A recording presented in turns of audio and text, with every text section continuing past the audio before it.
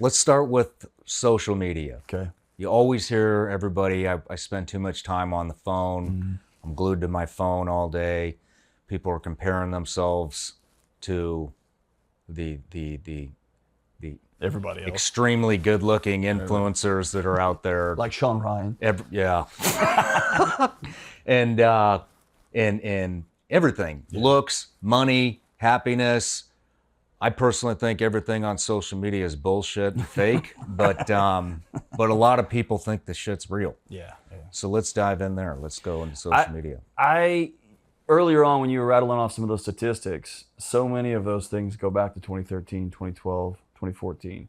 So there's a growing body of evidence that says we can't tease apart the exact mechanism by which social media is hurting us. What we can do is say, up until 2010, 2011, 2012, people were plugging along, and then all of a sudden there's a swan dive of mental health. And that's when these things came online in a mass way, right? They were fumbling around for the decade or two before that, but this is when everybody started walking around with a smartphone. Everybody was on these services and things like that. I tend to take a broader view, step back 30,000 feet and look at the whole situation. And what I know is our bodies, our human, like the machine that we walk around in, is co-regulated. You and I sit here long enough and our breathing will start to sync up a little bit. We will become, like our bodies are designed for that. We're designed to be in tribes of groups of people towards a common purpose. That's what we do. And in short order, we outsourced all interactions to these boxes, to these platforms, to a very unnatural state of being for ourselves. You could not talk to somebody without being in the room with them, right? From all human history until right now. Yeah. And then think how many conversations we have with other people in our head, but we never utter words. And our bodies are paying a price. And so the way I like to make it, to distill it all down into simple language, I can text my wife all day long, I love you, I love you, I love you. I'm giving her frontal lobe data. I'm not giving her body the sense that she is safe and loved. 70, 80, 90% of communication is nonverbal. We've stripped all that out and we've just said, when will you be where? I'll be there. That's a one part of your brain processes that data. The other part of the body is like, we're not connected, we're not connected, we're not connected. And when your body finds itself alone, lonely, by yourself, or think about it, if you, as a SEAL, you land and you turn left and you start running down a mile and you turn back and realize your team went right, you're probably not going to make it out, right? Or you're going to have to do some, right? 10,000 years ago, you wake up in the morning, your tribe has left you, you're probably going to die of exposure. You're going to get eaten by something, you're going to run out of water. So our bodies are designed to be in connection, and if it's out of connection, it will sound the alarms. And that's what anxiety is, that's what OCD is. Those are our alarm systems going off. And now we've created an entire industry to shut the alarms off, to quiet the alarms. That's like, man, if your house is on fire and your smoke alarm's going off, if you get a ladder and climb up and pull the batteries out, you stop the alarm, man. Congratulations. Your house is still on fire, right? Yeah. And so I think overnight, we have changed the way we interact and our bodies are rattling at the seams. And so then you throw in all of the photos and the, you and I were going to school when we were kids, someone would say, like, you suck. 2 weeks later, I could edge that off. Now I got on my phone, I can just read it over and over and over, or I can see 14 people who thumbs up it, and 10 of them are trolls I don't even know, but it starts to feel like the whole world's, right?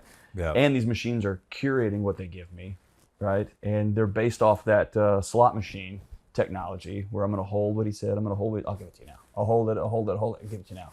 And so, dude, it's just hack the system, man. And so I really care less about the individual mechanics. I'll leave that to my academic colleagues to, it's this or this. What I know is it's killing us, and I've got to be intentional about making other paths in my life. Right. What about, there's just so much that goes into social media that I think is toxic, and It's insanity. Yeah. It's insanity. Here's how insane it is. I do this for a living. Mm-hmm. I had no social media before I took this current job. None. So I didn't have social media until 2020, right? You haven't had anything since 2020? None. And then I got on it. And then about 6 or 7 or 8 months in, I was in my closet, in my bedroom, while my kids were banging around outside, scrolling Instagram. Oh, wow. And I've taught about it. I know the neuroscience about it. I've met with professionals all over the country, from Harvard to little faith-based universities. Like, I've been everywhere. I know. And I remember looking up and I started laughing. I was like, they got me. Like, here I am hiding from my family because this little box was making me feel better about who I am than they were. Because you know what I don't know how to do? I don't know how to parent a 6-year-old girl. That's what I got. I'm learning as I go. I got a 12-year-old son, and I got a lot of built-in stuff here, and he's facing a different world than I face, right? So, but man, that social media just keeps telling me, you're doing great, you're doing great, you're doing great. You know what I mean? Yeah. And so it got me too. And that's when I realized they're good. They're good. Yeah. I mean, on the contrary, though, you can be not great. You know, it's not always reinforcing that you're great. I mean, you got the smear campaigns. I mean, I went through my own smear campaign. What'd they do? Yeah, it's a long story, and yeah, I don't want to go into it, but it was a couple of years ago, and there was a tiff with another person that I had collaborated with, and he'd started this big social media campaign.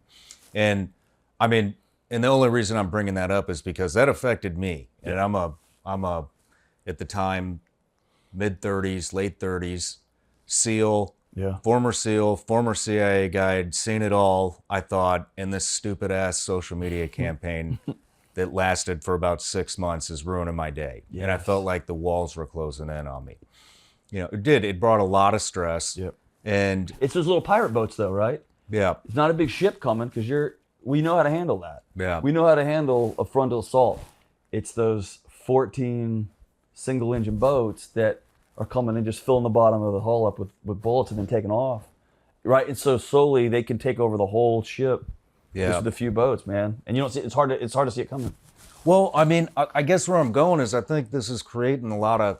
I mean, I can handle it. Mm-hmm. You know, it was stressful, but I can handle it. But you know, a 14-year-old girl who exposed herself to somebody online in confidence, and now that photo's gone viral, and then that young girl kills herself because she's humiliated. Right. In social media today, people are like, yeah, just get off your phone. It's not that. No, it's not that easy. You know, I mean, my business, for example, is run off social media. Mine is too, right? And that's the paradox I find myself in is, it pays my bills, right? And I have to be honest about it's doing good.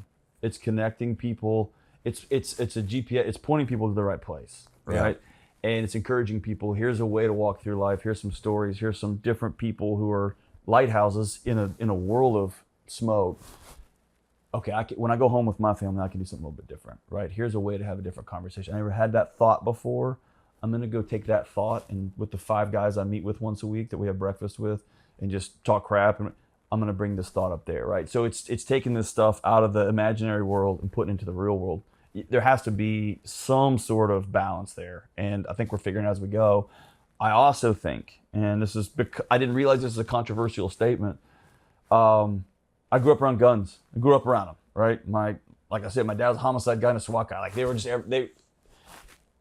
they were so everywhere that I understood at a tiny age the respect you have for them and the tools and it never occurred to me to play with, right? Because I was so ingrained and taught. I've passed that along to my 12-year-old son, and to a lesser extent to my 6-year-old daughter, right? They're going to know what this is, and I'm not ever going to leave it out because he's 12. In that same way, I'm an adult and I know how the social media works, and I know that there's neuroscientists teamed up with AI, teamed up with people trying to make money, which that's their job. Good for them. It's my job as a parent to protect the mind of my 12-year-old and my 6-year-old. Yeah. And so I'm not going to I'm not going to hand them a loaded gun and say make good choices because they're 12, right? Yeah. I'm not going to hand them a cell phone that you don't understand the predatory nature of this thing. Hey everybody, I'm Shawn Ryan. Click here to subscribe to the Shawn Ryan Show YouTube channel for the hottest and most compelling interviews that you will not see anywhere else. I've also made a playlist of all the previous SRS episodes so they're easy to find. You can find that right here.